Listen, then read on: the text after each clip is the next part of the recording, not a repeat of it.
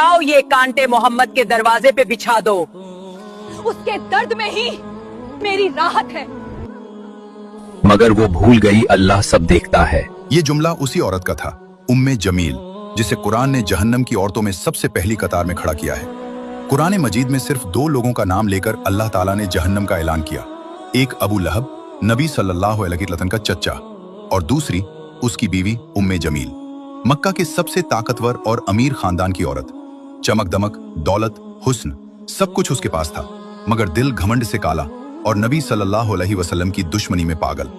उसका असल नाम था अरविया बिनते हर्ब, लेकिन अल्लाह ने उसे नाम दिया उम्मे जमील, लकड़ियां ढोने वाली की मां। क्यों? क्योंकि जहन्नम में अपने ही लिए आग की लकड़ियां खुद उठाएगी। दुनिया में जैसे वो अपनी जहरीली जबान से आग लगाती थी, आखिरत में वही आग उसके गले में होगी।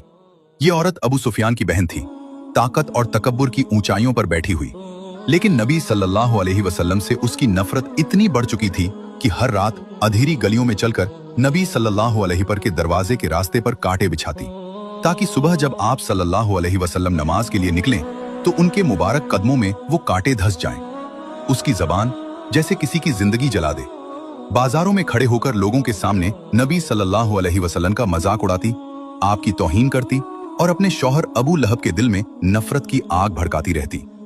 फिर अल्लाह ताला ने उसकी हकीकत दुनिया को सुना दी। सूरह अल मसद नाजिल हुई।